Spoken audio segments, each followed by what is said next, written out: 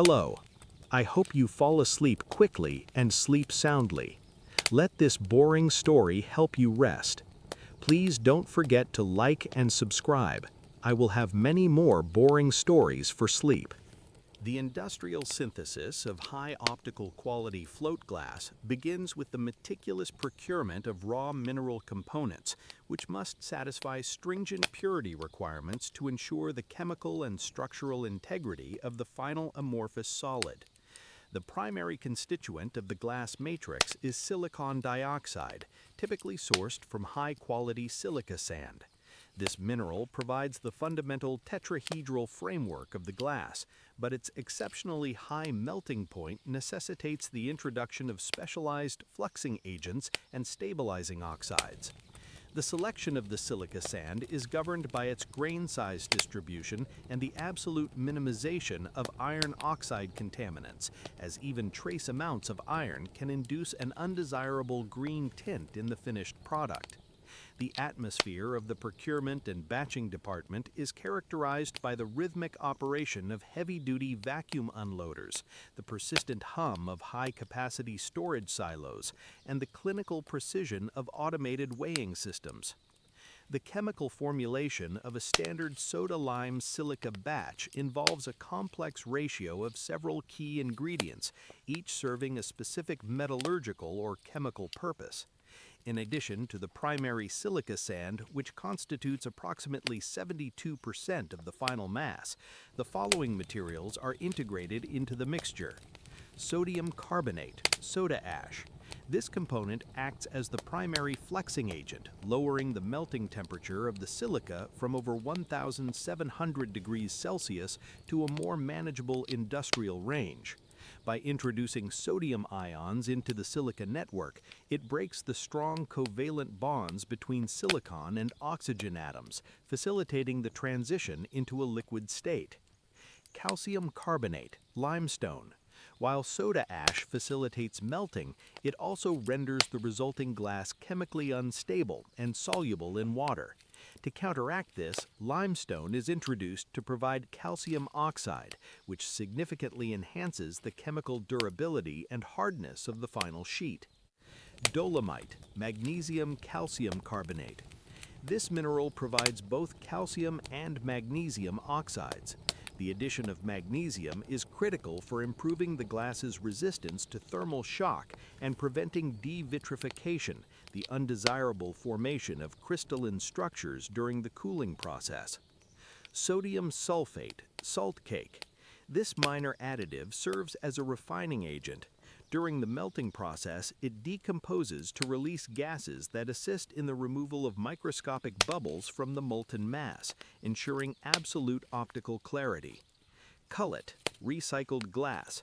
A significant portion of the batch, often ranging from 20 to 40%, consists of crushed recycled glass of the same chemical specification. The inclusion of cullet is a study in thermodynamic efficiency, as it melts at a lower temperature than the raw minerals, thereby reducing the total energy consumption of the furnace and accelerating the chemical dissolution of the sand grains. The movement of these raw materials from the storage silos to the mixing chamber is managed by a series of computerized weighing hoppers. The precision of this operation is absolute, as any deviation in the chemical ratio would alter the viscosity, refractive index, and thermal expansion coefficient of the glass. Once the individual components have been measured to within a fraction of a kilogram, they are directed into a high-capacity intensive mixer. This machine utilizes a series of counter-rotating paddles to achieve a state of perfect homogenization. The objective is to ensure that every cubic millimeter of the batch contains the exact stoichiometric ratio of oxides required for the glass-forming reaction. The sound within the batch house is a persistent metallic roar produced by the movement of thousands of tons of mineral aggregates and the operation of the massive mixing rotors.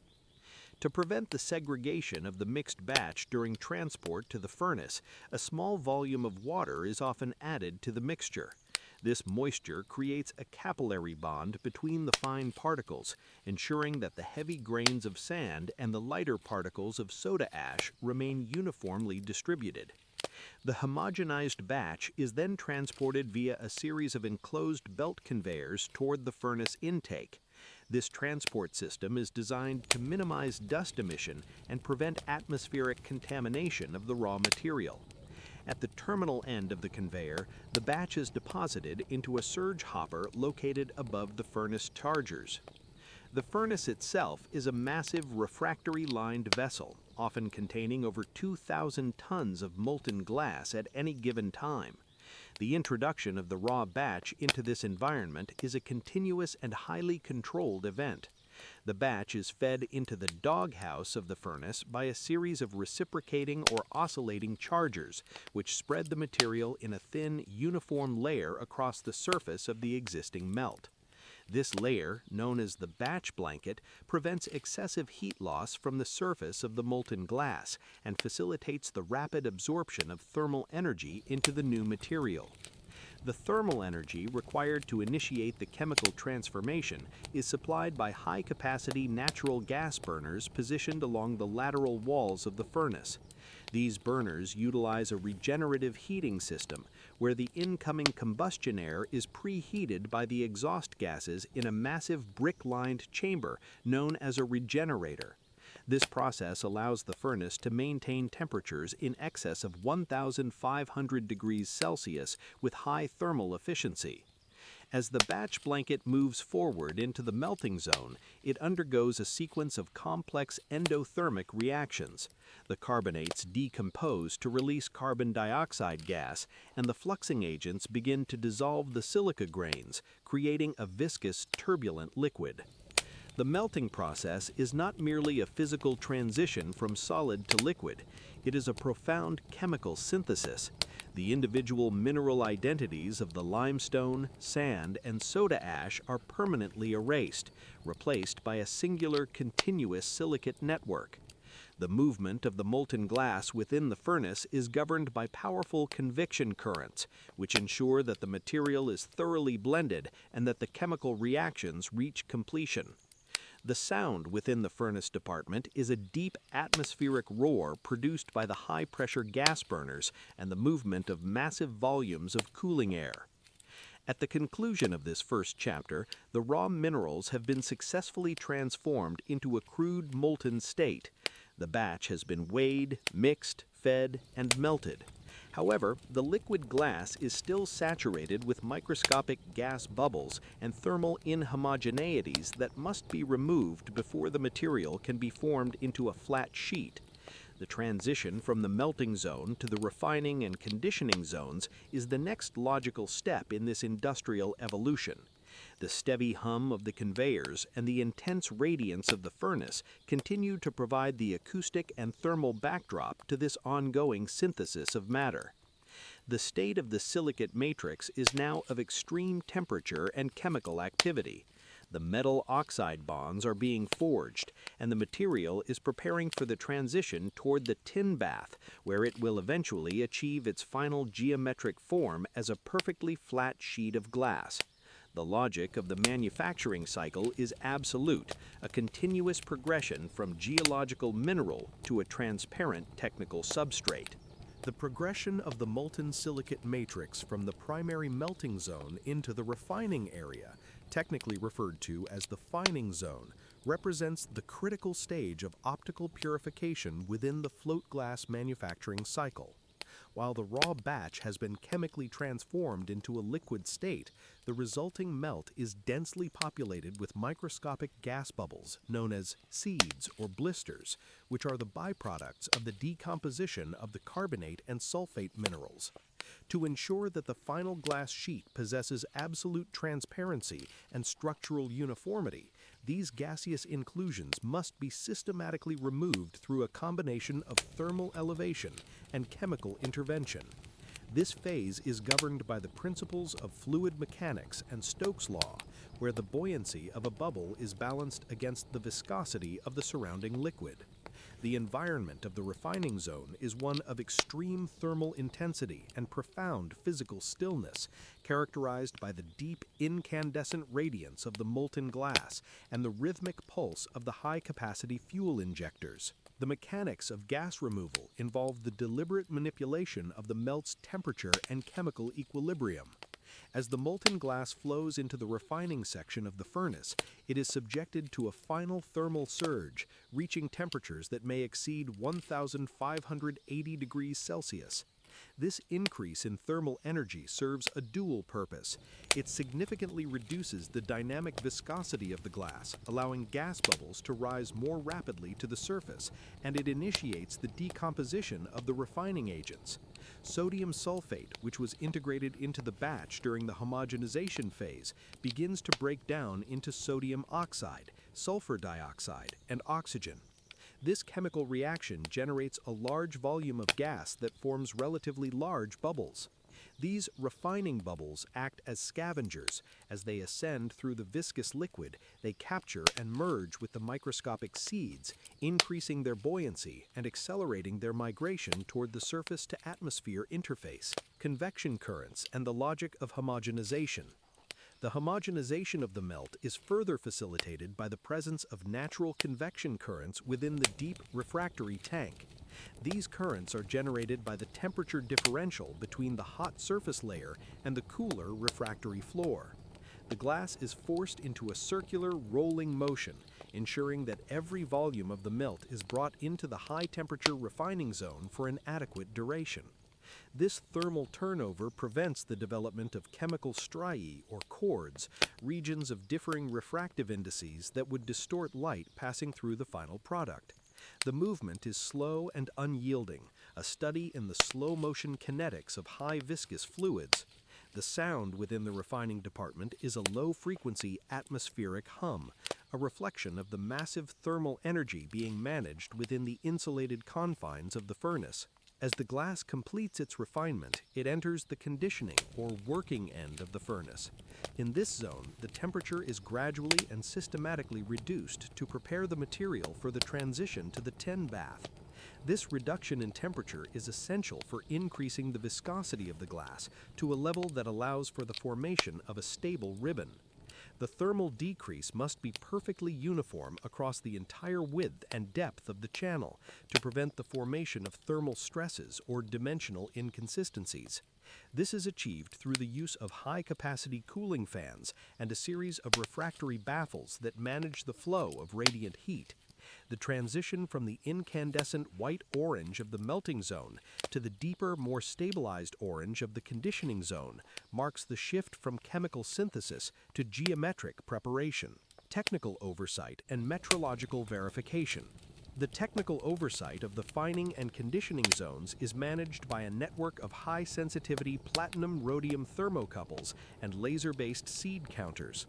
These instruments provide real-time data on the thermal profile of the melt and the concentration of remaining gas inclusions.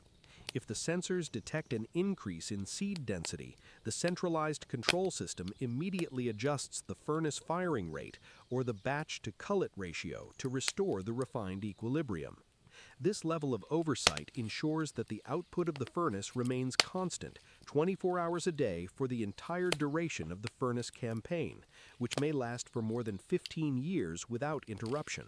Inside the conditioning zone, the molten glass passes beneath a series of refractory stirrers in certain specialized applications. These stirrers are designed to mechanically blend the glass, ensuring absolute chemical and thermal homogeneity before the melt exits the furnace. The rotation of the stirrers is slow and precise, creating a gentle churning motion that eliminates any remaining traces of cord or surface silica. The sound of the stirring mechanism is a rhythmic mechanical whirring, partially obscured by the roar of the cooling fans. The logic of the process is one of constant accumulation and stabilization, preparing the fluid for the high-velocity transition toward the molten tin. The journey of the refined glass from the furnace to the tin bath occurs through a specialized refractory channel known as the waste. At this point, the glass is no longer a turbulent sea of chemical reactions. It is a stabilized, high-viscosity liquid of exceptional purity. The waste serves as a thermal buffer, allowing the glass to achieve its final target temperature, typically around 1,100 degrees Celsius, before it makes contact with the metallic surface. The flow rate through the waste is managed by a series of refractory gates or tuiles, which can be adjusted to control the thickness and volume of the glass ribbon. This mechanical intervention is a critical variable in the manufacturing logic, as it defines the mass flow of the entire production line. The state of the silicate matrix at the conclusion of this second chapter is one of functional purity.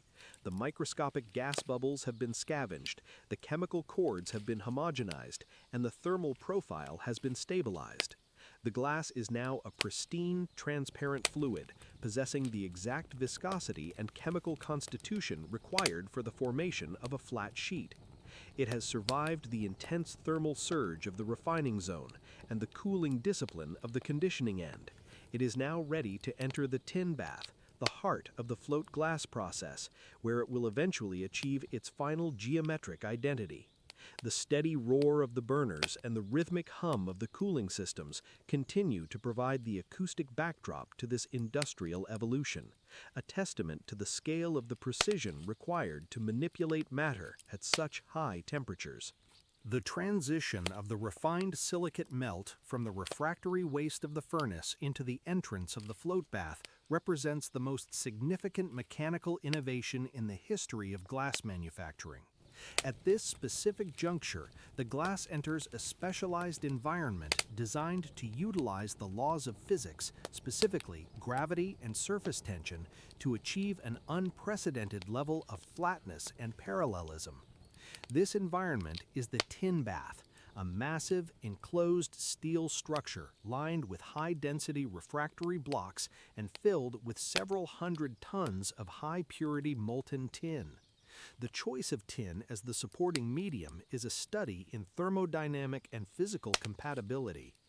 Tin remains in a liquid state across a vast temperature range, from its melting point at approximately 232 degrees Celsius to its boiling point exceeding 2,600 degrees Celsius.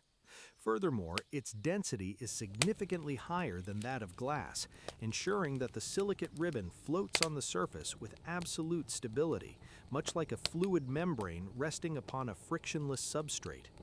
The entry of the glass into the bath is managed by a critical refractory component known as the tuile.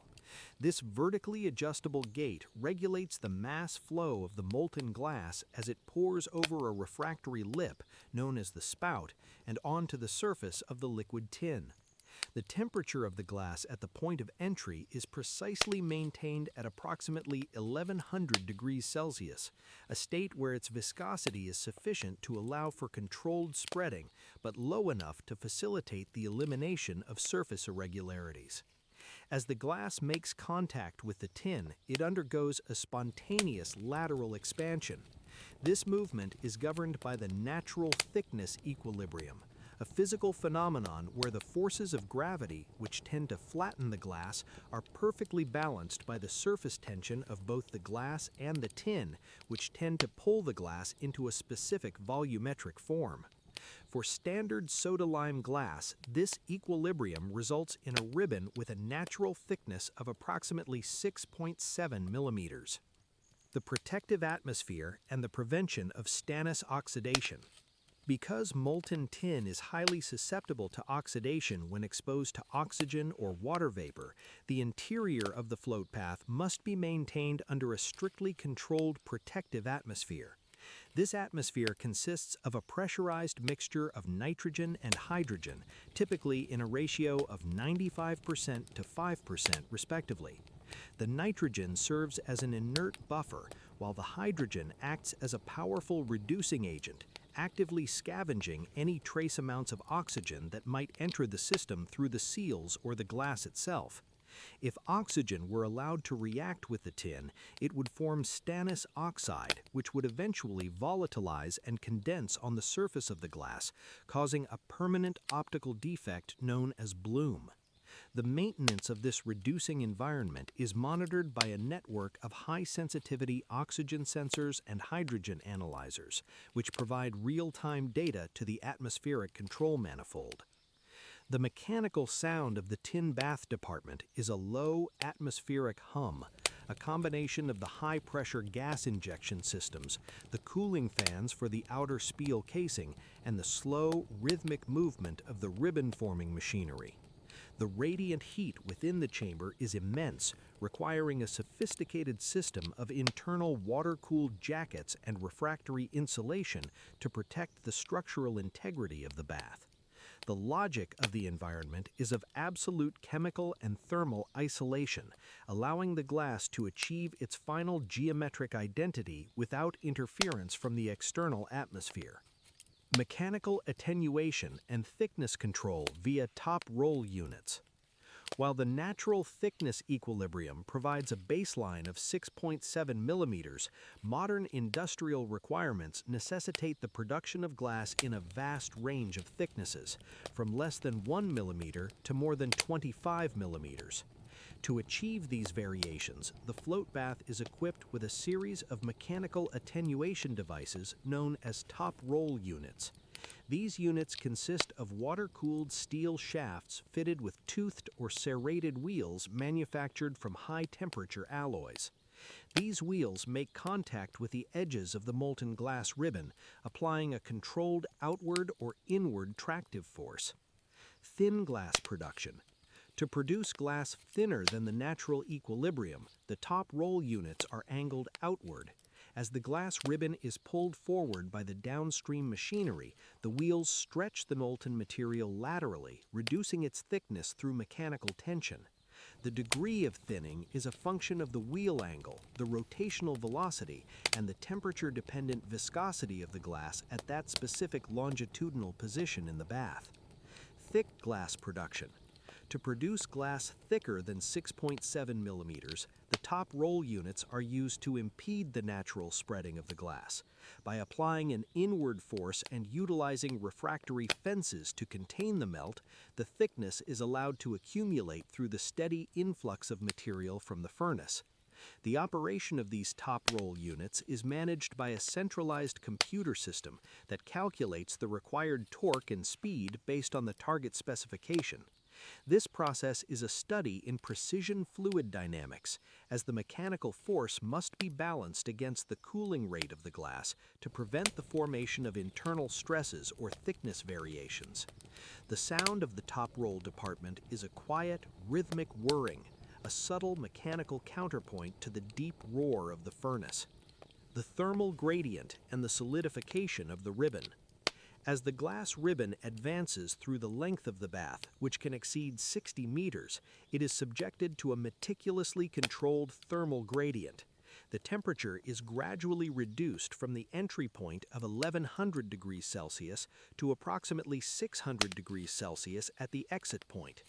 This cooling is achieved through a series of overhead radiant heaters and bottom cooling pipes submerged within the tin itself. The objective is to stabilize the glass ribbon and increase its viscosity until it reaches a state of rigid plasticity, where it can be transitioned from the liquid tin onto the mechanical rollers of the next department, without marring its perfectly flat surface. The management of the tin temperature is equally critical. The molten metal serves as a giant heat exchanger, absorbing thermal energy from the glass and distributing it uniformly across the width of the bath.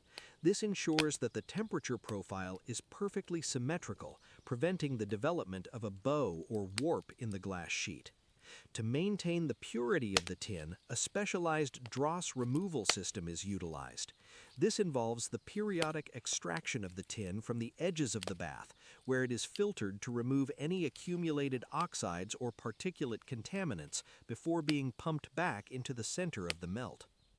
The state of the silicate matrix at the conclusion of this third chapter is one of geometric maturity. The molten fluid that exited the furnace has been transformed into a continuous, perfectly flat ribbon of a specified thickness and width. It has achieved its final surface quality, a fire-polished finish that requires no further grinding or polishing. The glass has survived the transition to the molten tin, the chemical discipline of the nitrogen-hydrogen atmosphere, and the mechanical tension of the top roll units. It is no longer a turbulent melt. It is a stabilized technical substrate possessing the optical clarity and dimensional accuracy required for the world's architectural and automotive windows. The movement of the rigid ribbon continues toward the exit of the bath, where it will be lifted off the tin and onto the rollers of the annealing layer. The transition from the frictionless support of the liquid metal to the mechanical support of the roller conveyor is the next critical stage in this industrial journey. The steady hum of the gas systems and the rhythmic whirring of the top rolls remain the constant acoustic backdrop to this industrial evolution, a testament to the precision required to manipulate matter through the delicate balance of physical forces. The progression of the rigid silicate ribbon from the exit of the molten tin bath into the intake of the annealing layer represents the transition from the fluid-forming stage to the structural stabilization phase. While the glass has achieved its final geometric dimensions and surface quality within the bath, it remains in a state of high thermal energy, exiting the tin at approximately 600 degrees Celsius. If the glass were allowed to cool rapidly in the ambient atmosphere at this stage, the temperature differential between the exterior surfaces and the interior core would induce extreme mechanical stresses, leading to immediate fracture or the development of permanent internal instability. To prevent this, the ribbon must undergo a meticulously calibrated thermal descent within a massive tunnel-like structure known as the annealing layer. This process is governed by the principles of thermodynamics and the specific viscosity-temperature relationship of the soda-lime silica matrix. The environment of the layer is characterized by a transition from radiant heat to forced air cooling, defined by the low-frequency drone of massive air circulation blowers and the rhythmic synchronized rotation of hundreds of stainless steel rollers. The mechanical transition from the liquid tin to the solid rollers is facilitated by a specialized assembly known as the lift-out rollers. These rollers are positioned at the terminal end of the bath and are synchronized with the velocity of the glass ribbon to ensure a frictionless transfer. To protect the pristine underside of the glass from mechanical abrasion or roller marking, a specialized chemical treatment is often applied. A controlled volume of sulfur dioxide gas is injected at the point of contact, reacting with the alkaline components on the glass surface to form a microscopic sacrificial layer of sodium sulfate. This thin, powdery film acts as a dry lubricant, allowing the glass to slide over the rollers without microscopic scratching or surface degradation. This technical intervention is critical for maintaining the optical integrity of the lower surface, which was previously supported by the frictionless molten tin. The annealing layer itself is an elongated modular furnace that can span over 100 meters in length. It is divided into several distinct thermal zones, each equipped with its own set of electric heaters, cooling air manifolds, and high-sensitivity thermocouples. The logic of the layer is to manage the cooling rate of the glass through two critical temperature thresholds, the annealing point and the strain point. The annealing zone.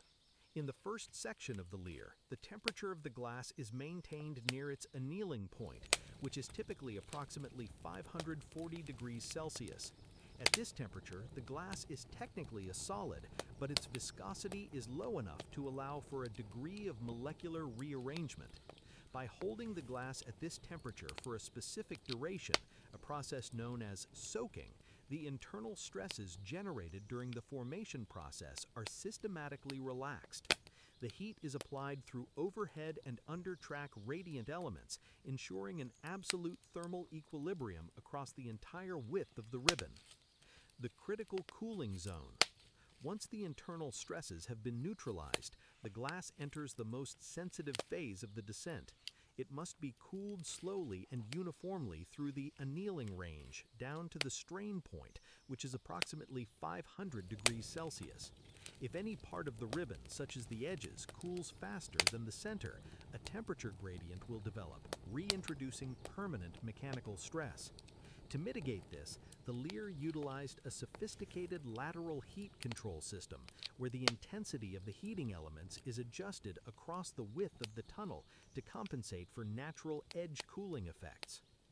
The movement of the glass through the layer is managed by a continuous roller conveyor system.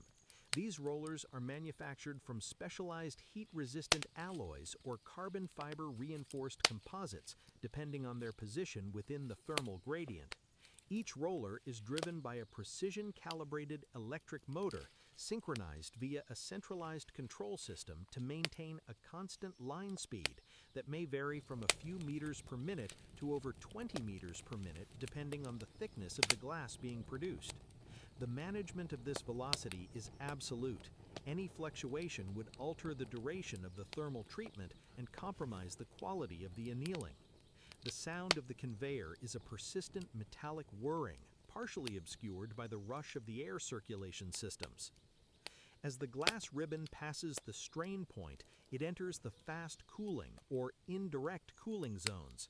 At this stage, the glass is sufficiently rigid that the risk of inducing permanent stress is significantly reduced. The cooling is achieved through a series of heat exchangers and air blowers that circulate ambient or chilled air over the exterior of the Lear casing. This indirect method prevents cold air from making direct contact with the glass, which could cause localized thermal shock. The temperature is gradually reduced from 500 degrees Celsius to approximately 250 degrees Celsius. The management of the thermal energy at this stage is a study in industrial efficiency, as the heat extracted from the glass is often recovered and redirected to other parts of the facility, such as the batch preheating system or the factory's space heating manifold. The final section of the Lear is the open air or forced convection cooling zone. Here, the glass is subjected to direct streams of filtered air, bringing its temperature down to approximately 40 to 60 degrees Celsius, a level safe for human handling and mechanical cutting. The air is delivered through massive stainless steel ducts and nozzles, creating a high-velocity turbulent flow that maximizes heat transfer. The sound in this terminal section of the Lear is a deafening high-pitched roar, a sharp contrast to the quiet radiance of the furnace and the tin bath. This acoustic environment represents the final physical energy being stripped from the silicate matrix before it exits the controlled environment of the line. The movement of the rigid ribbon continues as it exits the sheltered tunnel of the Lear and enters the open-air conveyor of the cold end. Here, the glass will be subjected to its first exhaustive optical inspection by a battery of laser-based sensors and high-definition cameras. The transition from the thermal domain of the Lear to the metrological domain of the inspection station is the next logical step in this industrial evolution. Each meter of the ribbon represents a triumph of thermodynamic engineering, a standardized solution for the management of light and the protection of interior spaces, manufactured with a degree of consistency that ensures reliability across billions of square meters of architectural and automotive glazing. The emergence of the stabilized glass ribbon from the annealing layer marks the transition into the cold end of the production line, a region defined by high-precision metrology and automated mechanical division. Although the glass has achieved its structural and geometric requirements, it must now undergo an exhaustive optical interrogation to identify microscopic imperfections that may have originated in the melting or forming phases. This inspection process is conducted at high velocities, often exceeding 20 meters per minute, using advanced laser scanning modules and high-definition charged-coupled device cameras. The objective is to ensure that only material meeting the absolute quality standards of the architectural or automotive industries proceeds to the final packaging stage. This environment is characterized by a clinical, high-technology atmosphere, defined by the rhythmic flashing of strobe lights, the silent sweep of laser beams, and the rapid percussive sounds of the automated cutting bridges. The primary inspection station utilizes a multi-channel laser scanner that spans the entire width of the ribbon. As the glass passes through the scanning zone, a series of laser beams are projected through the substrate and onto a high-sensitivity receiver array located beneath the conveyor. The logic of this system is based on the principle of light refraction and attenuation. Any physical or chemical irregularity within the glass will alter the path or intensity of the laser beam. These irregularities are categorized into several technical classes. Seeds and blisters. These are microscopic gaseous inclusions that survived the refining phase. While often smaller than 0.5 millimeters in diameter, they represent a significant optical defect in high-quality glazing. Stones and knots. These are solid inclusions, often consisting of undissolved raw materials or microscopic fragments of the furnace's refractory lining. These defects create localized stress concentrations and must be systematically removed. Distortion and ream. These are subtle variations in the refractive index of the glass caused by chemical or thermal inhomogeneities. They manifest as waves or shimmers that distort the view through the glass. Digital mapping and the optimization of material yield. Every detected defect is instantly digitized and localized within a three-dimensional coordinate system relative to the ribbon's movement. A centralized computer system creates a continuous digital map of the glass, tracking the exact position of every seed or stone as the ribbon advances toward the cutting bridges. This mapping is essential for the optimization logic, a process where the computer calculates the most efficient cutting pattern to maximize the yield of high-quality glass while isolating and discarding any sections containing significant defects. The sound of the inspection area is a quiet electronic hum, punctuated by the high-frequency clicking of the data processing units as they analyze millions of data points per second. Following the metrological verification, the glass ribbon reaches the primary cutting station, where it is divided into commercial dimensions. This process involves two distinct mechanical operations: longitudinal cutting and transverse cutting. The cutting is not a removal of material, but a controlled fracture initiation through a process known as scoring and snapping. The longitudinal cutters, or slitters, are positioned at fixed intervals across the width of the ribbon. These units consist of high-hardness tungsten carbide or diamond-tipped cutting wheels that are pressed against the glass surface with a precisely calibrated pneumatic force. As the ribbon moves forward, the wheels create a continuous microscopic score line, a controlled vent that penetrates only a few microns into the surface of the glass. Simultaneously, the outer edges of the glass, known as the bulb edges, are scored for removal.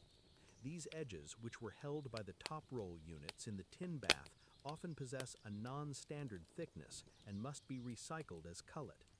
The transverse cutting bridge, or cross-cutter, operates perpendicular to the line movement. To achieve a perfectly square cut on a moving ribbon, the bridge is mounted on a diagonal track and is synchronized to move longitudinally at the exact velocity of the glass. As the bridge travels with the ribbon, a cutting carriage sweeps across the width of the glass, scoring the glass at right angles to the longitudinal lines. The timing of this operation is absolute, calculated in milliseconds to ensure that the resulting sheets possess the exact specified length. Once the scoring is complete, the glass passes over a snapping roller, a slightly elevated roller that induces a controlled bending stress along the score lines. Under this tension, the microscopic vents propagate through the entire thickness of the glass, resulting in a clean, vertical separation. The sound of the cutting department is a rhythmic, percussive snap, a sharp mechanical punctuation that marks the birth of individual glass sheets from the continuous ribbon. Waste management and the cullet recirculation loop. The sections of glass containing defects, along with the trimmed bulb edges, are automatically diverted into a cullet crusher located beneath the conveyor line. This material is not treated as waste, but as a high-value technical resource. The crushed glass is transported via an enclosed conveyor system back to the batch house, where it is reintegrated into the raw material mixture for the furnace. This closed-loop system is a fundamental component of the manufacturing logic, as it optimizes both material efficiency and the thermodynamic performance of the melting process. The state of the silicate substrate at the conclusion of this fifth chapter is one of individualization. The continuous ribbon that originated in the furnace and took form in the tin bath has been systematically inspected and divided into discrete, high-quality sheets. The glass has survived the electronic scrutiny of the laser scanners and the mechanical force of the cutting wheels.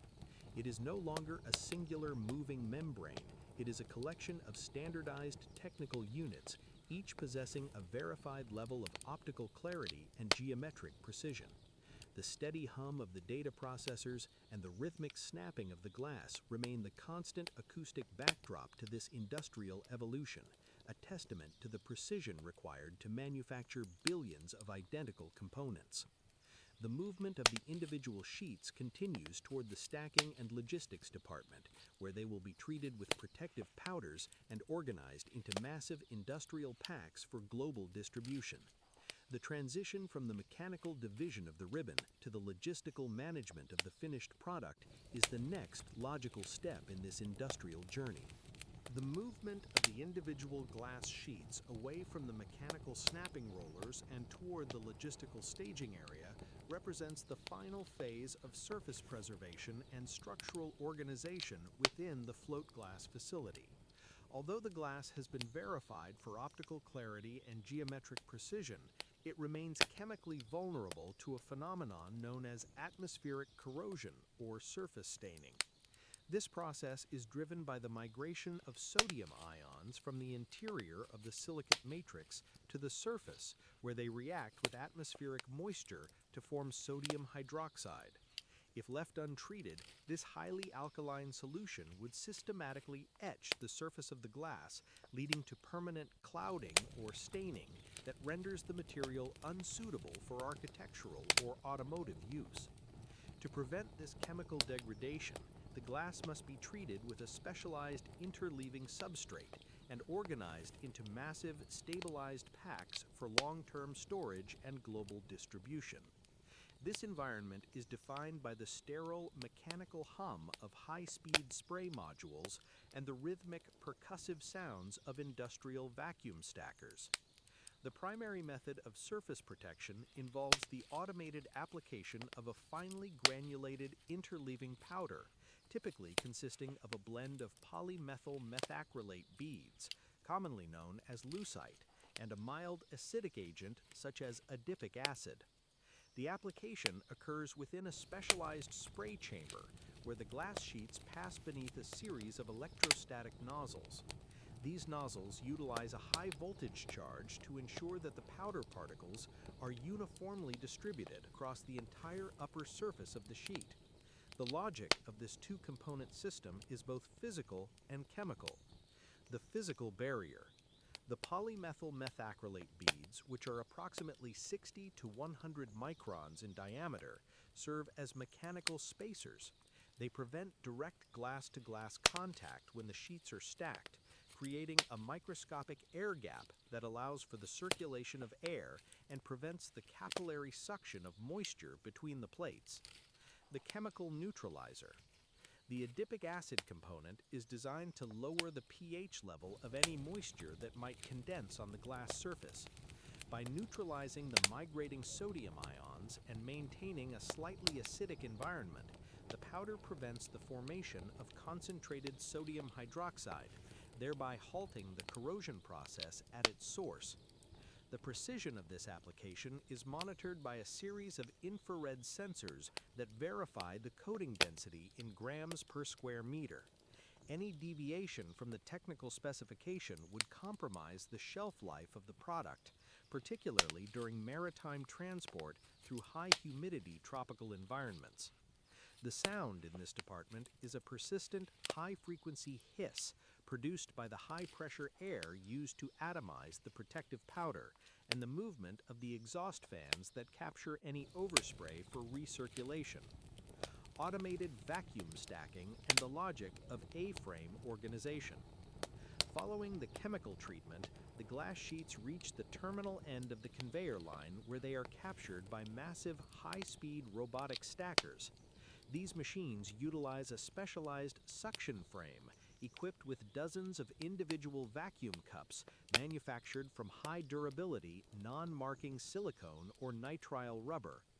The logic of vacuum handling is essential for preserving the pristine surface quality of the glass, as it allows for the movement of heavy sheets without the risk of mechanical scratching or edge chipping. The robotic stacker is synchronized with the line speed, lifting each sheet with a smooth vertical motion and rotating it into a near vertical orientation. The sheets are then deposited onto a specialized steel structure known as an A-frame or pyramid rack. These racks are designed with a 4 to 6 degree backward tilt to ensure that the weight of the glass is distributed uniformly across the base and the supporting vertical members. This orientation prevents the sheets from sliding or collapsing during the stacking process. A standard industrial pack may consist of 20 to 50 individual sheets, depending on the thickness of the glass, reaching a total mass of several tons. The movement of the robotic arms is a study in industrial kinetics, a sequence of rapid, fluid transitions governed by a centralized programmable logic controller. The sound of the stacking department is a rhythmic low-frequency thud as the vacuum cups engage and disengage, punctuated by the mechanical whirring of the high-torque servo motors that drive the arms joints. This acoustic environment represents the final physical transition of the glass from a moving ribbon into a stabilized logistical unit. Final batch verification and technical documentation. As each A-frame is completed, it is assigned a unique digital identity that links the physical pack to the metrological data collected earlier in the process. This documentation includes the exact date and time of manufacture, the specific furnace campaign, the detected defect density, and the precise chemical composition of the melt. This level of traceability is a fundamental requirement of modern industrial logic, allowing the manufacturer to verify the quality of every square meter of glass delivered to the customer. To further protect the packs during transport, they are often wrapped in high-density polyethylene film or secured with specialized edge protectors made of reinforced cardboard or plastic. This secondary packaging prevents the infiltration of dust and provides a physical barrier against mechanical impacts. In some cases, the packs are placed into heavy-duty plywood cases or end caps, which are secured with high-tensile steel banding. The banding process is conducted by an automated machine that applies a tension of several thousand newtons to ensure that the glass remains immobile within its wooden enclosure. The state of the silicate substrate at the conclusion of this 6th chapter is one of logistical maturity. The individual sheets, protected by their chemical interleaving and organized into stabilized packs, are now ready for the global supply chain. The glass has survived the intense thermal synthesis of the furnace, the fluid mechanics of the tin bath, the structural discipline of the annealing layer, and the electronic scrutiny of the inspection station. It is no longer a raw industrial product. It is a standardized, high-performance technical component prepared for integration into the windows of skyscrapers or the windshields of automobiles. The movement of the finished packs continues toward the heavy-duty loading docks, where they will be transferred by high-capacity forklifts or overhead gantry cranes into specialized glass transport trailers or maritime shipping containers. The transition from the factory floor to the global transportation network is the next logical step in this industrial journey. The steady hiss of the powder sprayers and the rhythmic thud of the vacuum stackers remain the constant acoustic backdrop to this industrial evolution, a testament to the scale of the precision required to protect and organize billions of square meters of glass. The transition of the individual glass sheets from the logistical staging area into the secondary processing facility marks the beginning of the most sophisticated chemical and physical modification phase in high-performance glazing. While the float glass process produces a substrate of exceptional optical clarity, the material itself remains highly transparent to long-wave infrared radiation, which allows thermal energy to escape from the interior of buildings during cold periods or enter during warm periods. To achieve the energy efficiency standards required by modern architecture, the glass must be transformed into a low emissivity or low E product. This transformation is achieved by not altering the bulk glass itself, but by the application of an invisible, multi-layered coating of metallic and dielectric materials, often totaling less than 1/500th the thickness of a human hair. This process is conducted within a massive high-vacuum environment known as a magnetron sputtering coater, a facility defined by the sterile discipline of clean room protocols, the rhythmic pulse of high-voltage power supplies, and the silent microscopic bombardment of atomic particles. The environment of the magnetron coater is a study in extreme physical isolation. To prevent any atmospheric contamination of the coatings, which would lead to oxidation or loss of adhesion, the glass sheets pass through a series of vacuum interlocking chambers. These chambers systematically reduce the internal pressure from atmospheric levels to a high vacuum, typically measured in billionths of an atmosphere. The sound within the coater department is a persistent low-frequency hum produced by a battery of turbomolecular and cryogenic pumps that continuously evacuate the air.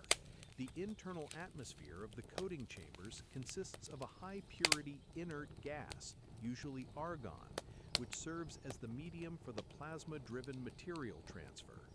The physics of the magnetron sputtering process. The core of the coating logic is the magnetron sputtering cathode.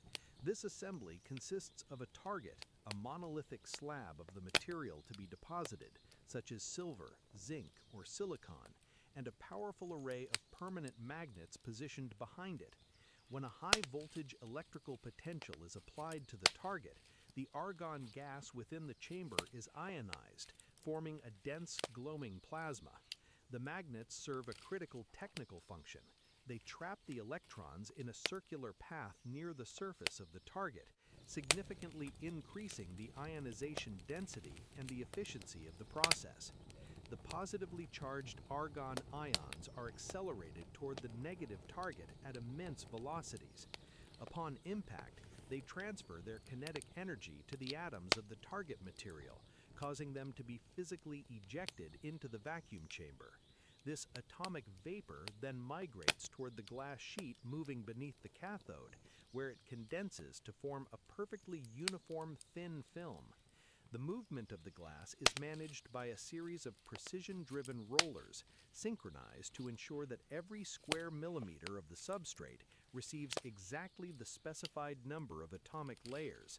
This process is a study in industrial-scale nanotechnology, where the material is manipulated atom by atom to achieve a specific optical and thermal performance. The architecture of a multi-layer low-E stack. A modern high-performance low-E coating is not a single layer, but a complex stack of several distinct materials, each performing a specific technical role. A typical double silver coating stack may consist of more than 10 individual layers, arranged in a precise sequence. Dielectric base layers, zinc oxide or tin oxide, these layers are deposited directly onto the glass surface. They serve to enhance the adhesion of the metallic layers and provide anti-reflective properties that maximize the transmission of visible light. The silver functional layer. This is the heart of the low-E coating. Silver possesses the unique ability to reflect over 90% of long-wave infrared radiation while remaining transparent to the visible spectrum. The thickness of this layer is calculated to within a few atoms. If it is too thick, it becomes a mirror. If it is too thin, its thermal performance is compromised. Barrier and capping layers, nickel chrome or silicon nitride. Because silver is highly susceptible to oxidation and mechanical damage, it must be protected by thin barrier layers that scavenge any residual oxygen during the process. The final layer of the stack is typically a durable ceramic-like material, such as silicon nitride, which provides chemical stability and protects the coating during subsequent handling and heat treatment. The sound of the coating chamber is a subtle rhythmic thrum, the acoustic signature of the high-frequency power switching and the movement of the glass through the vacuum seals. The logic of the stack architecture is one of extreme optical optimization, where the refractive index of each layer is tuned to minimize reflection and maximize clarity. Real-time metrological monitoring and quality stabilization. The management of the sputtering process requires absolute technical oversight, as the properties of the coating are sensitive to even microscopic fluctuations in gas pressure, electrical power, or line speed. To monitor the coating in real time, the coater is equipped with a battery of online spectrophotometers and ellipsometers. These instruments measure the light transmission, reflection, and color of the glass as it exits each coating zone. Transmission verification. The system verifies that the visible light transmission meets the architectural specification, typically ranging from 60 to 80% depending on the desired solar heat gain coefficient. Color neutrality.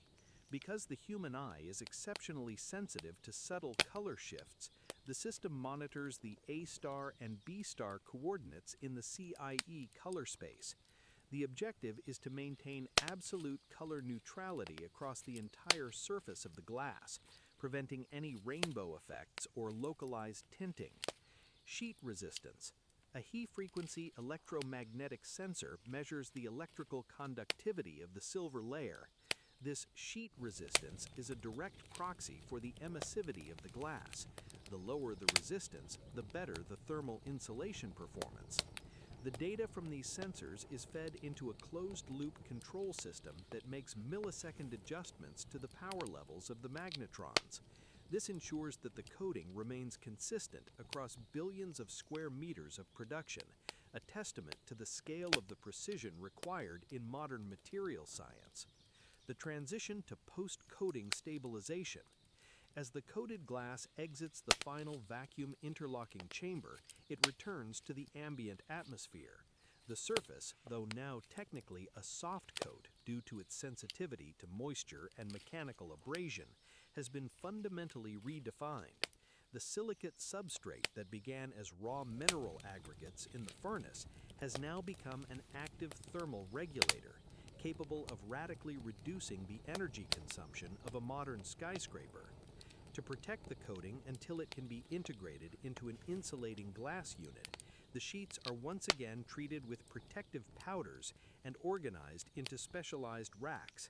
In some cases, a temporary protective film is applied to the coated surface to prevent scratching during the subsequent cutting and tempering stages. The movement of the coated sheets is managed with extreme care, utilizing specialized vacuum lifters and non-marking conveyors that never touch the coated side of the glass. The state of the silicate substrate at the conclusion of this 7th chapter is one of functional complexity. The glass is no longer a simple transparent sheet, it is a sophisticated optoelectronic component, possessing a multi-layered atomic architecture that manages the flow of energy between the interior and exterior environments.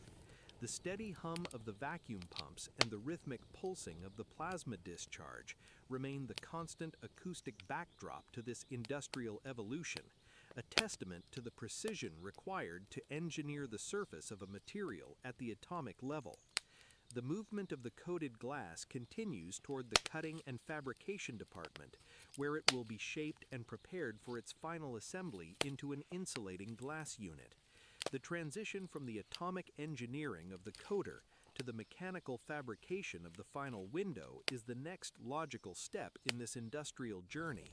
Each square meter of the coated glass represents a triumph of vacuum physics, a standardized solution for the management of thermal energy, manufactured with a degree of consistency that ensures reliability across a vast spectrum of architectural applications.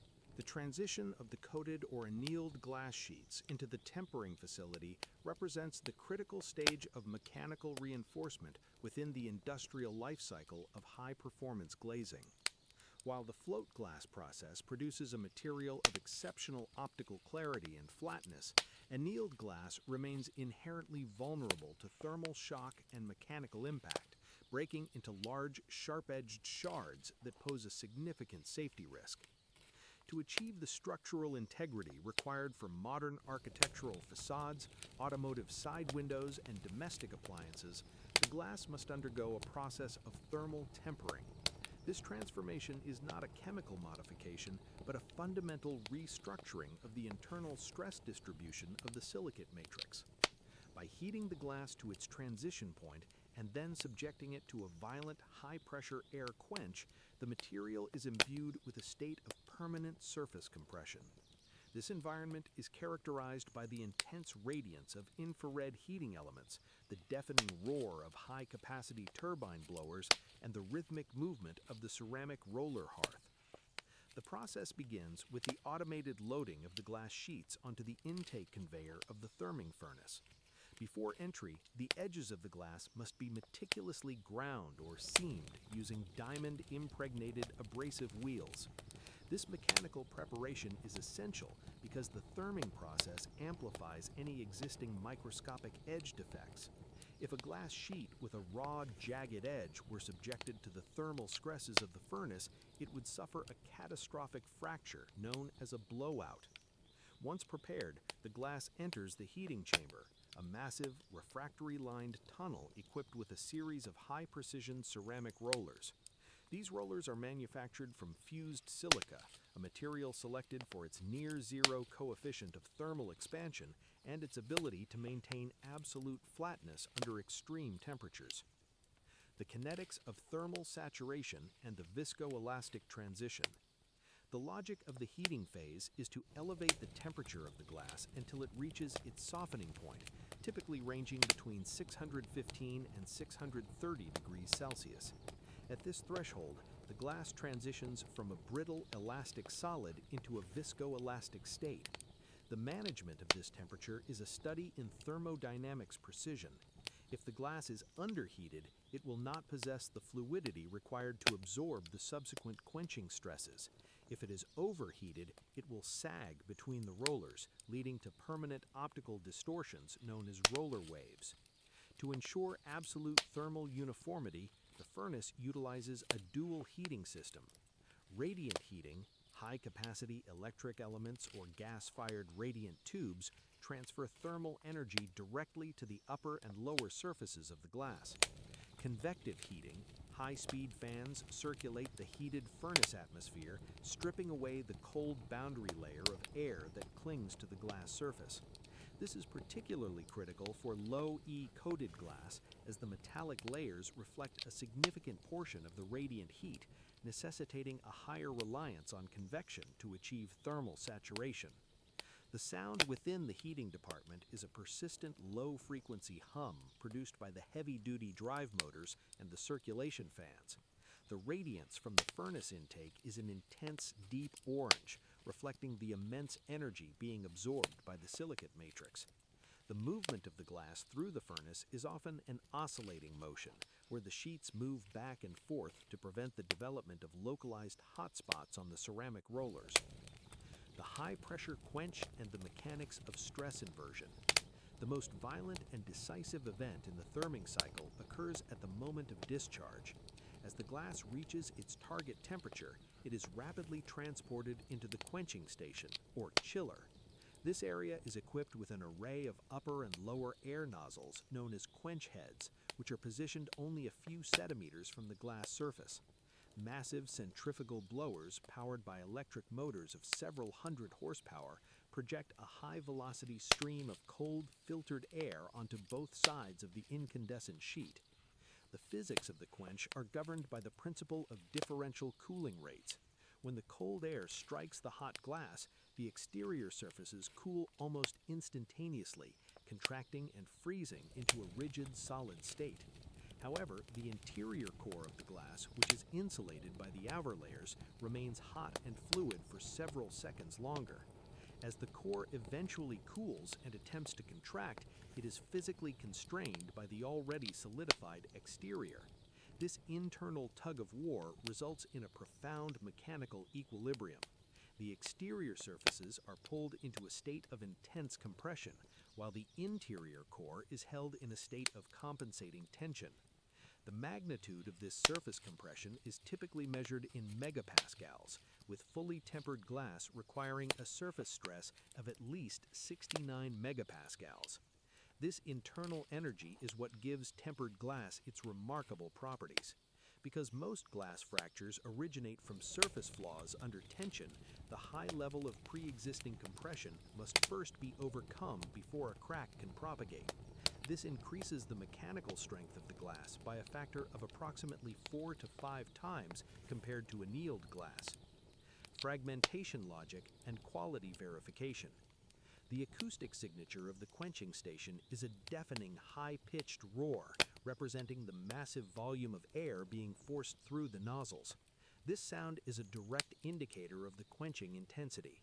For thinner glass, which loses heat more rapidly, the air pressure must be significantly higher to achieve the required stress inversion. Once the glass has cooled to a safe handling temperature, it exits the quench and enters the final inspection station. The technical verification of tempered glass involves two primary metrological tests.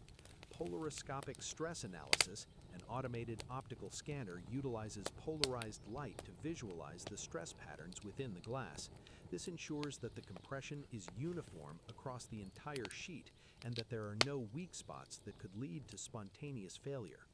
Fragmentation testing. In a destructive statistical test, a sample sheet is broken using a spring-loaded center punch. The logic of tempered glass safety is that when the equilibrium between compression and tension is disturbed, the entire sheet disintegrates into thousands of small, relatively blunt fragments, or dice. To pass the technical standard, a specific area, typically 50 millimeters by 50 millimeters, must contain a minimum of 40 to 60 individual fragments. This fragmentation ensures that the glass does not form the large, lethal shards characteristic of annealed material. The management of the tempering line requires absolute technical consistency. Any fluctuation in the air pressure, the roller speed, or the furnace temperature would alter the stress profile of the glass, leading to potential field failures. The state of the silicate matrix at the conclusion of this 8th chapter is one of high energy stability. The glass is now a high-strength, safety-certified technical component, possessing the mechanical resilience required for the most demanding architectural and automotive environments. The movement of the tempered sheets continues toward the final assembly department, where they will be integrated into multi-layered insulating glass units or laminated with polymer interlayers. The transition from the thermal restructuring of tempering to the structural integration of assembly is the next logical step in this industrial journey. Each tempered sheet represents a triumph of thermodynamics, a standardized solution for the protection of occupants and the endurance of structures, manufactured with a degree of consistency that ensures reliability across billions of individual installations. The progression of the tempered or coated glass sheets into the insulating glass unit assembly department represents the final structural synthesis of the technical glazing product. While the individual glass sheets have achieved their required mechanical strength and surface emissivity, they must now be integrated into a multi-layered system designed to minimize the transfer of thermal energy through conduction, convection, and radiation. The insulating glass unit, or IGU, is a complex mechanical assembly consisting of 2 or more glass panes separated by a hermetically sealed cavity filled with a low conductivity gas. This environment is characterized by the sterile discipline of automated washing cycles, the rhythmic movement of robotic sealant dispensers, and the high-precision management of molecular desiccant filling stations. The objective is to create a stabilized long-term barrier that isolates the interior environment of a building from the fluctuating conditions of the exterior atmosphere. The assembly process begins with the final preparation of the glass surfaces through an intensive multi-stage cleaning cycle. The sheets are fed into a vertical or horizontal high-speed washing machine, where they are subjected to high-pressure jets of deionized and heated water. This water is filtered to a high degree of purity to ensure that no mineral deposits or particulate contaminants remain on the glass surfaces, which will eventually be trapped inside the sealed unit. Following the aqueous cleaning, the glass is dried using high-velocity air knives that strip away the residual moisture, leaving a pristine, chemically active surface. The technical oversight of this stage involves the use of high-intensity inspection lights and automated camera systems that verify the absence of any microscopic residues. The fabrication of the perimeter spacer frame. Concurrent with the glass cleaning, the perimeter support structure of the unit, the spacer bar, is fabricated. The spacer bar serves a dual technical function. It defines the exact width of the insulating cavity and provides a reservoir for the moisture-absorbing desiccant.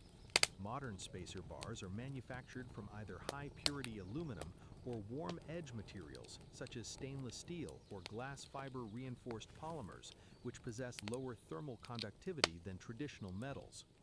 The fabrication involves the precision bending of long, hollow profiles into a rectangular frame that matches the dimensions of the glass sheets. Once the frame is formed, it is transferred to the desiccant filling station. A molecular sieve, typically consisting of synthetic zeolite or aluminosilicate beads, is injected into the hollow interior of the spacer bar. The logic of this desiccant is to proactively scavenge any residual water vapor that may be trapped inside the unit during assembly or that might migrate through the seals over the lifespan of the product. By maintaining a dew point inside the cavity of less than -40 degrees Celsius, the desiccant prevents internal condensation, which would otherwise compromise the optical clarity and thermal performance of the window. The sound of this department is a persistent metallic rustling produced by the high-speed movement of the desiccant beads into the frames. Primary sealant application and gaseous displacement. The initial hermetic barrier, known as the primary seal, is applied to the lateral surfaces of the spacer bar. This is achieved using a specialized thermoplastic material called polyisobutylene, or PIB, which is commonly referred to as butyl. The butyl is heated to a viscoelastic state and extruded as a continuous thin ribbon onto both sides of the frame. The primary seal is the most critical technical component for preventing the loss of the insulating gas and the infiltration of moisture, as polyisobutylene possesses the lowest gas permeability of any organic polymer used in construction. The assembly of the unit occurs within a specialized press and gas filling machine. The first glass sheet is positioned against the butyl-coated spacer frame, and the second sheet, typically the one possessing the LE coating, is positioned on the opposite side. The machine then closes, creating a temporary enclosure around the unit. At this moment, the ambient air within the cavity is systematically displaced by an inert gas, most commonly argon. The physics of argon filling are governed by the gas's superior density and lower thermal conductivity compared to air. By replacing the air with argon, the convective heat transfer within the cavity is significantly reduced, improving the U value of the window.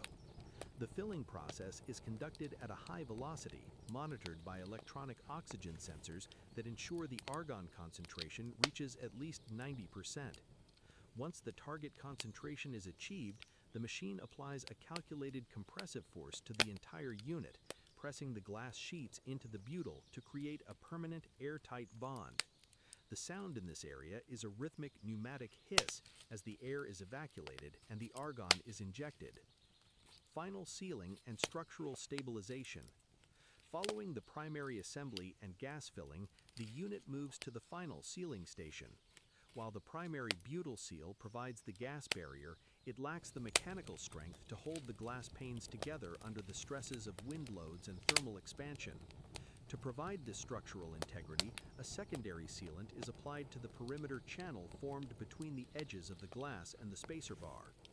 This sealant is a typical two-part reactive polymer such as polysulfide, polyurethane, or structural silicone. The application is performed by a high-speed robotic dispenser that follows the perimeter of the unit with absolute precision. The secondary sealant is mixed in real time from its base and catalyst components and extruded into the cavity, completely encapsulating the spacer bar and the primary seal. This dual seal architecture is the industrial standard for ensuring a service life that can exceed 25 years. Once applied, the sealant undergoes a chemical cross-linking reaction, transforming into a durable, rubber-like solid that bonds the entire assembly into a singular, high-performance structural unit. The technical verification of the finished IGU involves a series of metrological checks. gas concentration analysis.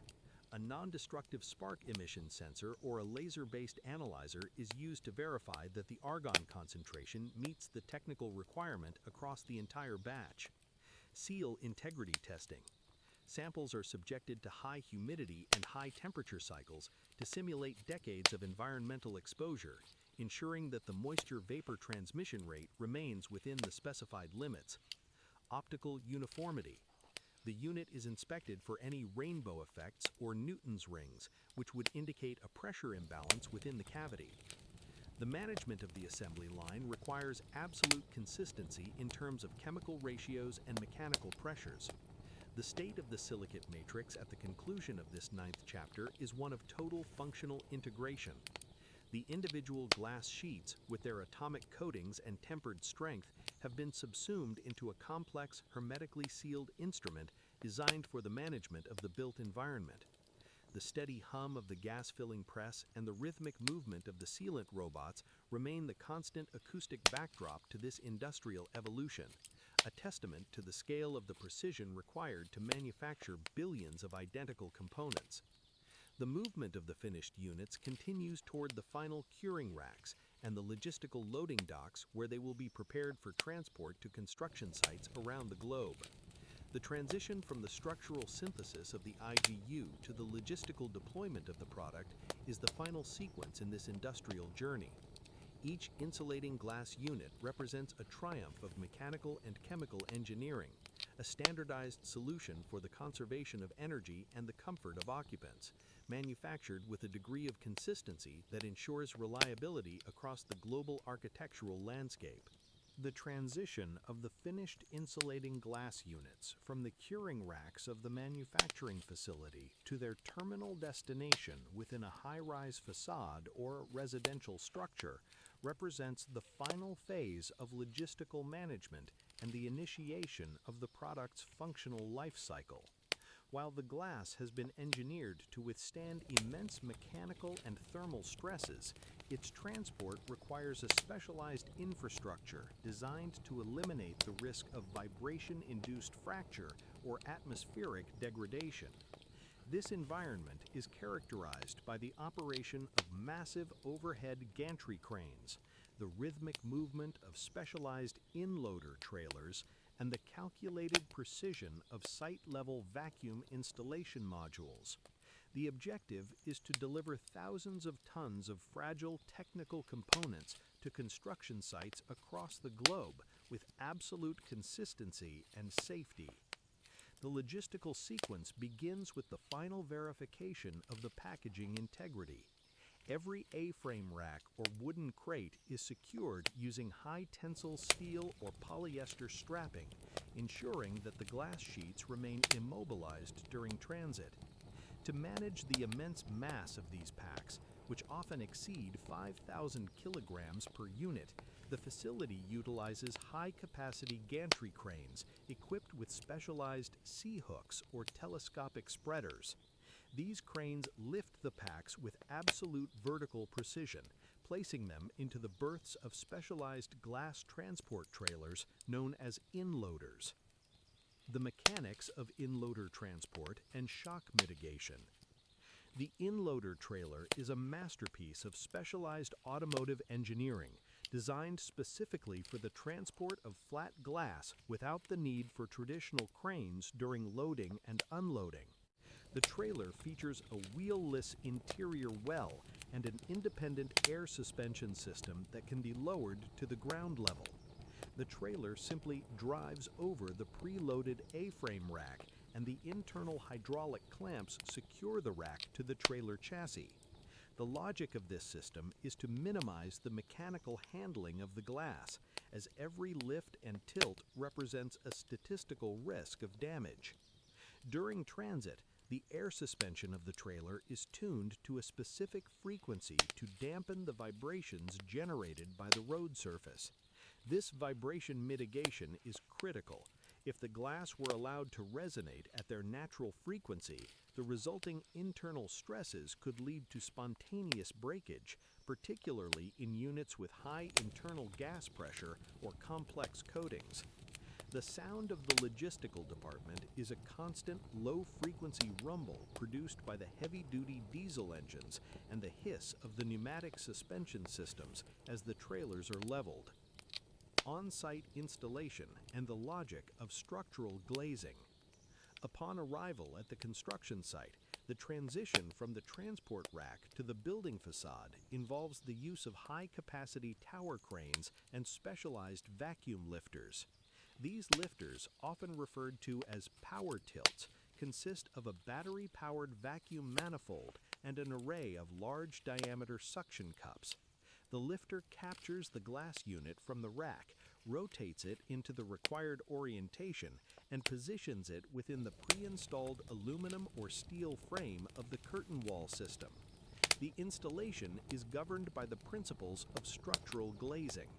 For traditional systems, the glass is held in place by mechanical pressure plates and decorative caps, with EPDM gaskets providing the necessary weather seal. However, for modern all-glass facades, the units are bonded directly to the structural frame using high-modulus structural silicone. The logic of this adhesive bond is to allow the glass to act as a stressed skin component, distributing wind loads and seismic forces across the entire surface area. The sound at the construction site is a rhythmic sequence of mechanical whirring from the cranes and the soft pneumatic pop of the vacuum cups engaging and disengaging from the glass surface. Post-installation and thermal stress analysis. Once installed, the glass begins its active functional life, which may exceed 50 years. During this time, it is subjected to continuous environmental cycles. Solar radiation. The LE coatings and solar control layers actively manage the influx of thermal energy, reflecting the infrared spectrum while allowing visible light to permeate the interior. Wind loads. The tempered or heat-strengthened glass sheets flex under the pressure of high-velocity winds, with the hermetically sealed argon cavity acting as a pneumatic buffer that distributes the load between the inner and outer panes. Thermal stress. Because the edges of the glass are often shielded by the frame, while the center is exposed to direct sunlight, a temperature gradient develops. The technical design of the unit ensures that these thermal stresses remain well below the fracture threshold of the silicate matrix. The oversight of the building's performance often involves infrared thermography, where specialized cameras are used to detect any localized heat leaks or thermal bridges that would indicate a failure of the IGU seals. This level of maintenance ensures that the building maintains its energy efficiency rating throughout its operational lifespan. Decommissioning and the circular economy of cullet recycling. The terminal phase of the glass life cycle is the decommissioning and recycling of the material. In a traditional linear economy, old glass was often sent to landfills. However, modern industrial logic emphasizes the circularity of the silicate substrate. When a building is demolished or the windows are replaced, the glass is collected for processing into cullet. The recycling process involves the systematic removal of the metallic coatings, the polymer sealants, and the spacer bars. This is achieved by a sequence of mechanical crushing, air classification, and magnetic separation. The resulting clean glass fragments, the cullet, are then returned to a float glass facility. As established in the first chapter of this story, the use of cullet is highly advantageous as it melts at a lower temperature than the raw mineral aggregates, significantly reducing the energy consumption and carbon emissions of the furnace. This closure of the loop represents the ultimate triumph of the manufacturing logic, where the material is not consumed but merely borrowed from the earth and returned to the synthesis cycle for the creation of new glass products. The state of the silicate matrix at the conclusion of this final chapter is one of perpetual utility. The molecules that were once quartz sand in a quarry have survived the furnace, the tin bath, the lair, the coater, the tempering quench, and the assembly press. They have spent decades protecting the interior of a skyscraper, and now they are returning to the fire to be born again as a new transparent substrate. The steady roar of the furnace and the rhythmic movement of the production line remain the constant acoustic backdrop to this industrial evolution, a testament to the unyielding precision and the profound logic required to manufacture the material that defines the modern world.